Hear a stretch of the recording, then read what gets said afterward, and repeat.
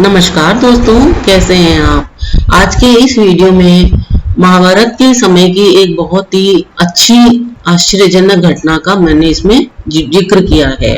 महाभारत युद्ध के बाद श्री कृष्ण जी द्वारिका जा रहे थे तो मार्ग में उनकी भेंट उत्तंग मुनि से हुई थी। तो युद्ध की घटना से अनजान मुनि ने जब हस्तिनापुर की कुशलता पूछी तो श्री कृष्ण जी ने उन्हें कौरवों के नाश का समाचार सुनाया, जिसे सुनकर मुनि ने क्रोध में आकर कहा, वासुदेव, यदि आप चाहते तो यह विनाश रुक सकता था। मैं अभी आपको श्राप दूंगा। तो उनकी बात सुनकर श्री कृष्ण जी मुस्कुराते हुए बोले, आप पहले मेरा शांतिपूर्वक पक्ष सुने, फिर चाहे तो आप मुझे श्राप दे दें। ऐसा कहकर श्री कृष्ण जी ने अपना विराट रूप उनको दिखाया और धर्म की रक्षा के लिए कौरवों के नाश की आवश्यकता बताई।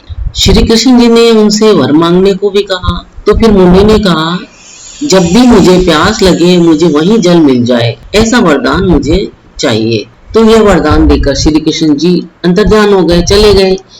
तो एक दिन वन में मुनि को भ्रमण करते बहुत प्यास लगी। तभी वहां एक मैले कुचैले वस्त्रों में एक बूढ़ा आदमी दिखाई दिया उनको। शिकारी कुत्तों के साथ वह हाथ में धनुष और पानी का मशक लिए हुए था। मुनि को देखकर वह मुस्कुराते हुए बोला, मुनिवर, लगता है आप प्यासे हैं, लीजिए पानी पी ले। और यह कहकर उसने मशक का मुंह मुनि के आगे कर दिया। तो उसे देखकर घृणा में मुनि ने जल नहीं पिया।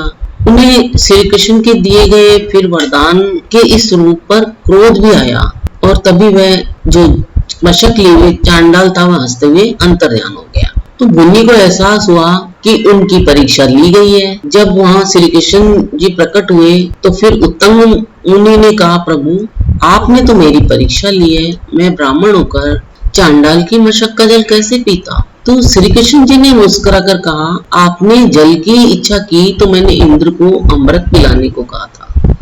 मैं निश्चित था कि आप जैसा ज्ञानी ब्राह्मण और चांडाल के भेद से अब ऊपर उठ चुका होगा और आप उससे अमृत प्राप्त कर लेंगे, लेकिन आपने तो मुझे इंद्र के सामने लज्जित किया।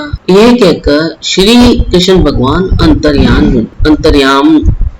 अंतर्ध्यान हो गए। तो कहने की बात यह है कि चाहे आदमी कितनी भी ज्ञान की प्राप्ति कर ले, कितना भी शिक्षित हो जाए, अगर वह जाति के भेदभाव में विश्वास करता है तो उसका ज्ञान अधूरा माना जाता है। तो हमें बिना किसी भेदभाव के सभी व्यक्ति समान है की बात पर विश्वास रखते हुए हर कार्य करना चाहिए। दोस्तों, आपको ये जानकारी कैसी लगी? अच्छी लगी हो तो आगे शेयर करेंगे और अगर आप मेरे इस चैनल पर पहली बार हो तो इसे सब्सक्राइब भी कर लें। और अपना अमूल्य समय देकर वीडियो देखने के लिए आपको बहुत बहुत धन्यवाद।